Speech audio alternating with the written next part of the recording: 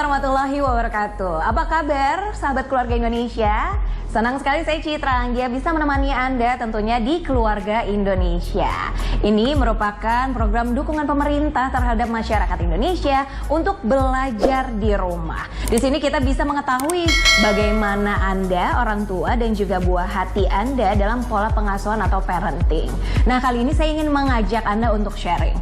Pernahkah Anda, ayah dan bunda, ingin rileks pulang kerja, kemudian memberikan gadget pada anak-anak satu-satu untuk lebih santai di rumah? Pernah? To be honest, saya pernah. Nah, itu kira-kira baik atau tidak ya? Untuk memastikannya, yuk kita lihat bareng-bareng, ini dia tayangannya.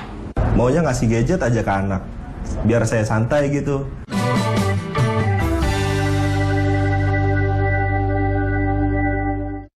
Wela, kadang saya tuh capek banget kerja dari pagi sampai sore, kadang sampai malam juga. Jadi pas sampai rumah tuh ketemu anak, godaannya gede banget. Maunya ngasih gadget aja ke anak, biar saya santai gitu. Kira-kira salah nggak sih, Bu? Ayo, siapa yang ngasih gadget ke anaknya supaya kita bisa santai? Menghela nafas sejenak, anak dijaga oleh gawai. Tunggu jawabannya di sini.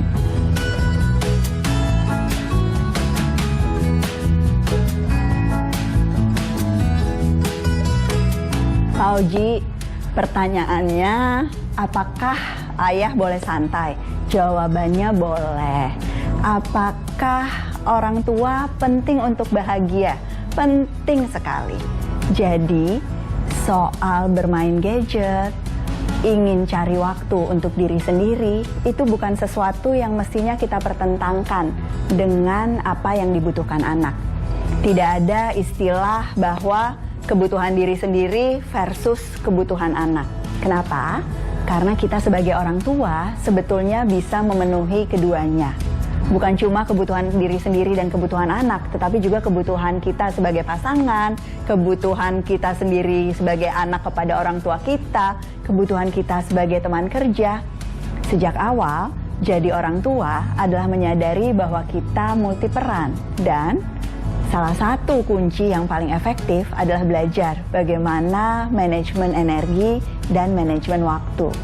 Ada banyak tips dan trik yang diceritakan oleh sesama orang tua di sesi berbagi cerita rangkul atau pada saat nonton bareng di seluruh Indonesia. Saya juga belajar banyak dari pengalaman ayah ataupun ibu yang menceritakan apa yang berhasil atau tidak berhasil untuk mereka. Tetapi seringkali waktu transisi, misalnya pada saat kita berpindah dari waktu bekerja di kantor ke rumah, itu jadi salah satu kunci. Yang kedua, kesadaran bahwa sebetulnya kualitas dan kuantitas waktu sebagai orang tua itu sama pentingnya. Banyak orang tua yang setengah membenarkan bahwa mereka punya waktu yang sangat kurang dengan anaknya dengan alasan kualitasnya sudah cukup baik. Saya sering dimusuhi, tetapi saya selalu berani untuk mengatakan sebagai ayah maupun sebagai ibu, Anda butuh dua-duanya. Jadi bukan berarti nggak boleh main gawai ya, sekali lagi. Tapi pastikan bahwa waktu yang dihabiskan untuk gawai itu tidak lebih banyak daripada waktu yang dihabiskan untuk asyik bermain bersama dengan anak-anak kita. Anak yang kebutuhannya dipenuhi oleh orang tuanya juga akan belajar untuk memenuhi kebutuhan orang tuanya. Sehingga pada saat kita mengatakan bahwa kita butuh waktu bermain untuk diri kita sendiri, anak juga akan jadi lebih mudah berempati pada saat kebutuhan bermainnya dengan kita terpenuhi. Pada saat kita memberikan kesempatan anak untuk bersosialisasi dengan teman sebayanya, dia tidak akan membuat kita merasa bersalah pada saat kita juga butuh waktu untuk berkumpul dengan teman-teman kita.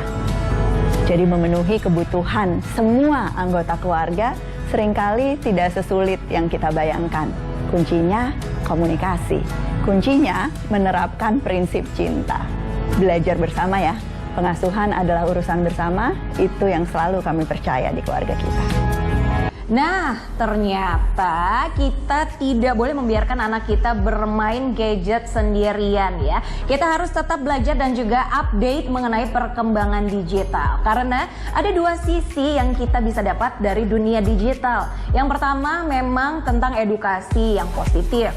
Tapi di sisi lain, anak kita bisa menonton hal-hal yang tidak baik dan berefek negatif. Untuk itu, untuk kita para orang tua harus lebih aware dan juga update ya. Jangan biarkan anak kita pandai, cerdas dalam dunia digital sendirian. Harus kita dampingi.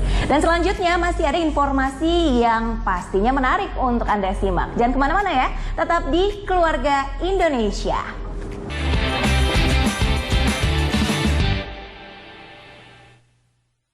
Ya, kembali lagi sahabat Keluarga Indonesia di program kesayangan kita. Nah, kali ini ada Kak Sogi dan juga Mama Ella yang akan memberikan 4 alasan kenapa anak tidak dilarang menggunakan gadget.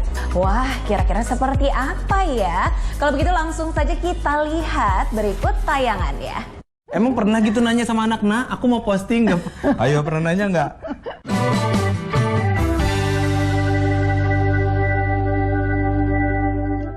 Halo Sogi. Halo Bu Ella. Selamat datang. Boleh diminum dulu jusnya? Iya. Dapat jusnya warna hijau. Kalau anak-anak nih ngeliat warna hijau langsung nggak mau, pasti sayur. Aduh, kalau dengar anak-anak pasti banyak cerita, pasti banyak pertanyaan. Banyak banget. Banyak. Tunggu dulu, saksikan videonya sesudah ini.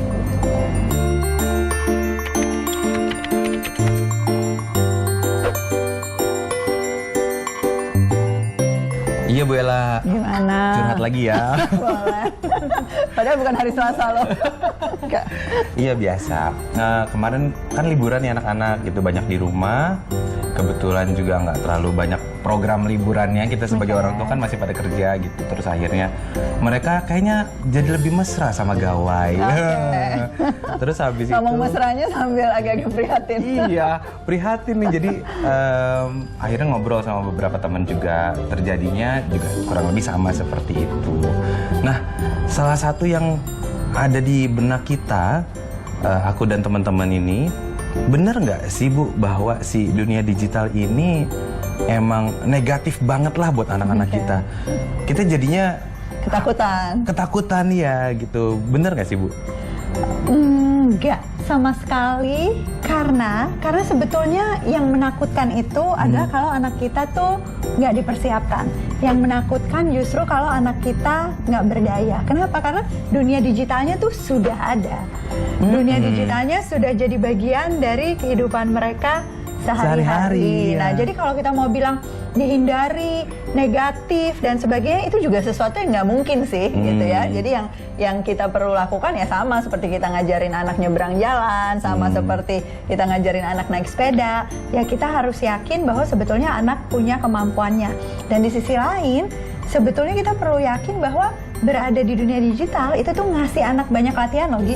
Banyak latihan supaya dia justru dapat berbagai kecerdasan yang lebih mudah untuk diajarkan dan ditumbuhkan di dunia digital. Nah, dari penjelasan Bu Ella aja tadi, kita sebagai orang tua yang wow, terus kita harus ngapain lagi ya? Kayaknya kita sudah memberi batasan dari durasi, memberi batasan apa yang boleh dimainin, apa yang boleh ditonton, apa enggak. Gitu. Nah, ada lagi nggak sih yang bisa kita lakukan? Kalau dari pengalaman aku tuh kebanyakan orang tua pada saat ngomong gawai atau dunia digital tuh hebohnya kan sama peraturannya kan, sama kesepakatannya, sama batasannya. Nah itu tuh penting tentu. Kalau di keluarga kita bahas juga tuh soal berapa lama, cara bikin kesepakatan dan sebagainya. Tapi itu tuh nggak cukup. Karena apa? Karena kalau ngelakuin apapun dalam pengasuhan kita tuh butuh punya tujuan. Jadi bukan cuma sesuatu yang kayak oke, ini harus dibatasi, ini harus disepakati, tetapi tujuan kita sama anak untuk menumbuhkan apa sih di dunia digital, kecerdasan seperti apa. Jadi kita juga interaksinya nggak melulu negatif, tapi justru bagaimana memanfaatkan si dunia digital, bagaimana memanfaatkan gawai untuk tujuan-tujuan yang positif. Oke, gimana tuh nge-set goalnya tuh? Soalnya yang kita baca itu cuman review tentang game ini. Oh, bahaya, boleh gitu. Ini atau- bahaya nggak boleh gitu. Nah, tujuannya kalau di keluarga kita bilangnya sebetulnya interaksi dunia digital tuh menyiapkan anak untuk cerdas di masa depan. Kenapa? Karena sekarang pun hampir separuh mungkin kehidupan kita tuh ada di dunia maya gitu ya, setengah di dunia nyata. Bayangkan 10, 20 tahun, 30 tahun lagi itu kan pasti kemampuan anak buat Lebih survive canggih ya harus lebih canggih lagi. Nah, jadi ada 4 nih kecerdasan masa depan. Oke. Yang pertama, dengan adanya dunia digital kita bisa ngelatih anak untuk jadi makin kritis. Nah, Nah, yang kedua, sebutin dulu ya, nanti tahan dulu pertanyaannya. Yang kedua, anak-anak akan tumbuh dengan punya komitmen yang lebih baik pada faktor-faktor keamanan. Nanti kita baca sama-sama, bisa baca di bukunya, bisa nanti aku cerita juga. Kritis komitmen. Kritis komitmen. Nah, yang ketiga, dunia digital ngasih kesempatan anak untuk ngelatih kolaborasi. kolaborasi. Oke, Oke, so far sih mereka main sama temen-temen sih Gitu ya, kolaborasi. tapi lebih dari itu. Oh, lebih dari itu. Yang keempat, melatih anak untuk terus menumbuhkan kreativitas. Kreativitas. Oke, kalau kreativitas kayaknya aku paling setuju untuk kayak Oke, gitu. oke. Tapi orang tua itu paling takut kalau tiba-tiba anaknya kritis. Kritis ya? Kita tuh selalu ngerasa nggak siap anak kita jadi kritis. Iya enggak, biasanya orang tua gini, Iya, iya. boleh kok tanya-tanya, Iya. boleh kok kritis, boleh kok berdebat, tapi sama orang lain aja, jangan sama gua. Bener, dilempar. Oke, kritis itu. Padahal anak tuh belajar kritis itu pada saat dia menghadapi informasi kan, informasinya banyak banget, anak harus dilatih ngebedain mana informasi yang kredibel, mana informasi yang benar, mana yang hoax, mana informasi yang dia butuh, mana informasi yang dia nggak butuh, mana informasi yang dari sumber yang terpercaya dan tahu banyak tentang itu, mana informasi yang ditulis oleh sembarang orang. Nah, banyak sekali kesempatan pada saat pakai mesin pencari gitu ya, pada saat terima pesan-pesan media yang sebetulnya bisa dipakai oleh orang tua untuk membahas itu. Nah, tapi susahnya kebanyakan orang tua, ya udah percaya aja apa kata mama. Kalau anak nanti datang dengan pendapat yang berbeda, mama, Iya, benar. aku katanya sih ini gini, enggak, itu salah gitu ya. Padahal mungkin mamanya yang salah. Iya. Oke, habis kritis tadi adalah Komitmen pada keamanan. Nah. Komitmen pada keamanan berarti ya kita sih merasa sudah mencarikan mana yang boleh, mana yang tidak tadi, ngeliat Oke, review segala macam. Tapi Keamanan dikit apa? banget loh orang tua tuh misalnya yang ngajarin anak untuk mengatur notifikasi gitu ya, atau orang tua yang mengajarkan anak sebetulnya batas-batas privasi itu di mana. Malah seringkali kadang-kadang orang tua tuh nggak menghormati privasi anaknya pada saat dia memposting sesuatu di sosial media. Iya, Aku iya, aja iya. kadang-kadang masih suka tuh ketelepasan, misalnya nggak nanya anak boleh nggak fotonya di post, gitu. Tiba-tiba udah di post. Padahal buat dia tuh mungkin bukan sesuatu yang mau dibagi gitu ya, di-expose. yang mau dipaparkan pada dunia luar. Jadi ngasih tahu prinsip-prinsip tentang etika, kapan kita harus menyebutkan sumber kalau kita misalnya ngelihat sesuatu yang menarik untuk kemudian kita unggah gitu. Nah, itu hal-hal seperti itu tuh sangat bisa diajarkan pada saat berinteraksi di dunia digital. Dan itu sering kelupaan ya. Sering kelupaan. Emang pernah gitu nanya sama anak, nah aku mau posting nggak? Ayo, pernah nanya nggak? Suka ngaku boleh ngaku tapi nggak usah di sini. Nah, yang ketiga tuh kolaborasi. Ya. Kolaborasi itu maksudnya berkolaborasi dengan siapa nih? Nah, itu dia, berkolaborasi dengan siapa kan? Kolaborasinya itu sebetulnya kalau tujuan kita jangka panjang, dia perlu berkolaborasi dengan sebanyak mungkin dan seberagam mungkin orang. Jadi juga sosial media itu kan sebetulnya kesempatan kita untuk berkenalan, bekerja sama dengan orang-orang yang ada di luar lingkaran kita. Kalau di sosial media nguprek-ngupreknya sama orang yang udah ketemu berjam-jam di sekolah gitu ya misalnya, tapi bukannya mencari misalnya ahli-ahli atau guru-guru yang dia mau belajar bidang yang spesifik. Oke. Nah, atau dia ingin ikut kegiatan atau proyek tertentu bersama dengan anak-anak lain di mancanegara. Itu kan Iya. dulu waktu zaman kita kecil nggak Susah, dimungkinkan iya. dan susah sekali gitu ya. Atau dia punya ide, dia pengen melakukan crowdfunding atau dia pengen nyumbang ke sebuah sesuatu yang ternyata menarik, gerakan-gerakan yang letaknya jauh dari tempat tinggalnya, pengen ikut terlibat. Itu semuanya jadi sangat mungkin Sangat dengan dunia digital asal dikasih kesempatannya. Nah, tapi coba lihat diri kita sendiri deh, kita jangan-jangan di sosial media ngevlognya sama orang yang itu-itu aja juga gitu ya. Iya bener ya, digital ketemu, hari-hari ketemu, jadi orangnya lo lagi. Kolaborasi harus diajarin dari sekarang berarti Betul, ya. dilatihkan dan dicontohkan. Oke. Bukan cuma dikasih, dicontohkan. dicontohkan. Mari mama papa semuanya. Terus yang terakhir tadi kreativitas. Kalau kreativitas sih kayaknya Pasti banyak ya. contoh nih Sogi. Pernah Iya. nggak melakuin sesuatu pakai gadget atau pakai tools digital sama anak-anak? Yang paling deket sih adalah tiba-tiba si adek bisa banyak gerakan dance. Oke. Jadi kita tanya taunya dari mana, dari tutorial-tutorial yang dia tonton begitu. Terus habis itu kita jadi ikut nonton karena kan khawatir ya. Ini yang tutorial Kayak apa? siapa? Untungnya anak-anak lagi videonya Oke, gitu. Kemudian kalau si kakak itu tiba-tiba hafal sejarah. Dia tahu kapan mesin ini dibuat, mobil ini dibuat, segala macam hal-hal yang ternyata itu menarik buat dia, yang selama ini kayaknya kita nggak pernah berikan atau belikan bukunya atau yang lain. Ternyata si kakak jadi tahu dunia otomotif sekarang. Dia Nah, seneng seru banget banget. sama dunia otomotif. Oke, nah itu kan udah bagus banget tuh modalnya. Pada saat kita ngomong kreativitas, habis itu yang perlu dirangsang adalah anak nggak cuma mengkonsumsi sesuatu yang positif, tetapi kemudian karyanya dia apa sih dari situ? Kalau dia habis belajar nari gitu ya, dari koreografi orang lain, habis itu dia bisa bikin koreografi sendiri nggak sih? Terus habis itu ngajarin orang lain bikin karya video juga misalnya, Iya, atau iya. si kakak habis baca informasi tentang dunia otomotif gitu. Bisa nggak dia ngerangkum ulang itu, bikin review sama blog-blog di bidang otomotif, atau dia bikin video yang nerangin itu. Jadi yang kita mau lakukan dengan dunia digital sebetulnya tujuannya pada akhirnya anak bukan cuma mengkonsumsi sesuatu yang baik, tapi dia kemudian bisa berkreasi dan menghasilkan karya-karya. Dan kebayang dong kalau anaknya udah kritis kayak gitu, udah punya komitmen yang tinggi, udah biasa kolaborasi, udah biasa berkreasi, bakal sukses nggak di masa depan kira-kira?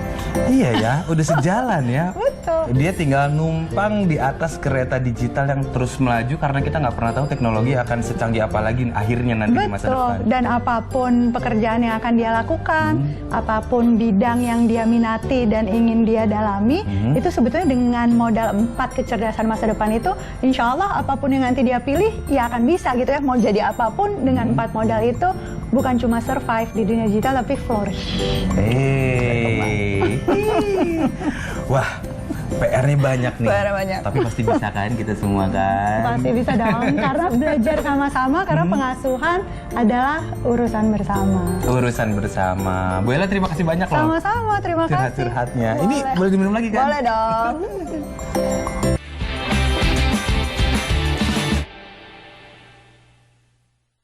Ya, terima kasih Anda tetap setia bersama kami tentunya di Keluarga Indonesia.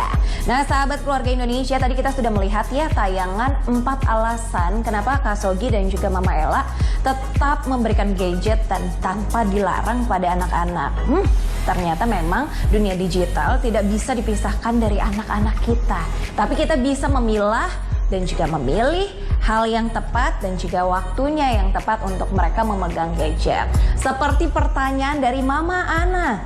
Nah, ini bertanya, berapa lamakah waktu yang kita berikan pada anak untuk berada di depan TV atau di depan gadget? Kalau yang ini sudah ada Mama Ella yang akan menjawab. Kalau begitu langsung saja kita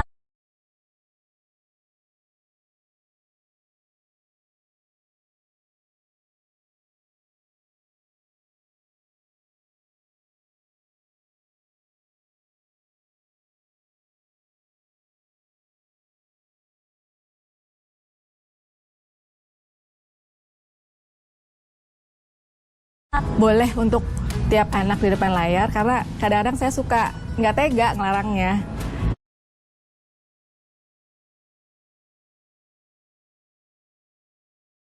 Gitu aja Bu, makasih banyak.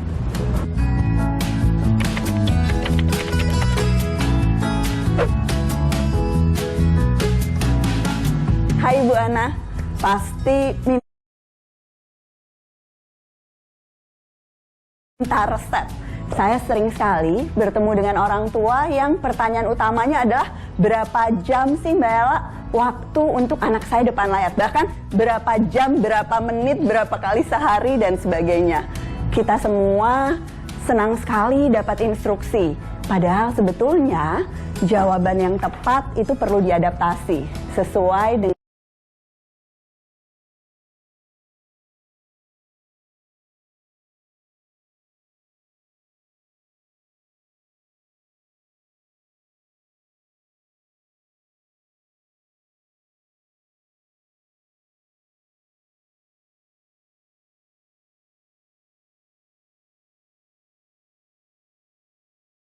sebetulnya apa sih yang dilakukan anak dengan layarnya. Jadi bukan hanya jumlah waktunya atau kuantitas menitnya, tetapi pada saat dia berada di depan layar dan berinteraksi dengan menggunakan gawai, apa yang dilakukannya. Karena beda sekali kalau waktu dihabiskan untuk misalnya berinteraksi dengan keluarga yang ada di kota yang berbeda. Mungkin bisa panjang, 1 atau 2 jam. Waktu itu jadi waktu sosialisasi yang berharga dibandingkan misalnya dengan waktu 2 jam yang sama yang hanya digunakan untuk bermain game yang penuh dengan kekerasan dan dilakukan sendirian. Jadi patokannya berkait dengan kualitas waktu di depan layar itu sendiri.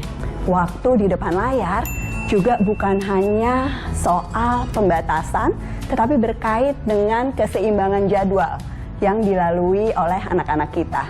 Jangan sampai waktu yang dihabiskan bersama gawai kemudian mengganggu fungsinya sehari-hari, misalnya mengganggu pola makan dan tidurnya atau mengurangi waktu yang dilakukan untuk beraktivitas di luar rumah. Jadi, lihat dan refleksikan sebetulnya bagaimana tahap perkembangan anak kita, apa kebutuhan dan jadwalnya, kemudian apakah pola disiplin yang sudah diterapkan di keluarga kita sebetulnya membantu untuk anak bisa menerapkan batasan ini dan orang tua terus memberikan bimbingan sehingga pelaksanaannya konsisten. Jadi bukan hanya tentang aturan yang ditetapkan di hari pertama, tetapi berminggu-minggu kemudian sudah bubar jalan dan kembali ke kebiasaan lama. Dicoba ya Bu Ana, dicoba untuk selalu mencari cara. Ingat impian tinggi, nerima tanpa drama, tidak takut salah, dan asyik bermain bersama. Buat semua yang menyaksikan, kalau ada pertanyaan lain, jangan lupa kirimkan ke akun keluarga kita.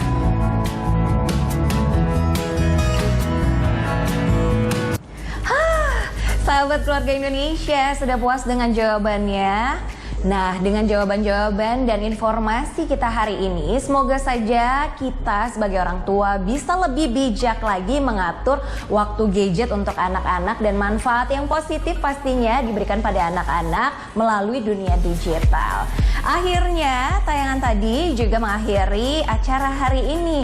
Dan sekali lagi saya ingatkan, program ini tentunya merupakan dukungan pemerintah terhadap masyarakat Indonesia untuk belajar di rumah. Jadi, tetap sehat-sehat ya. Akhirnya saya Citra Anggia mewakili kerabat kerja yang bertugas mohon pamit undur diri. Wassalamualaikum warahmatullahi wabarakatuh dan sampai jumpa.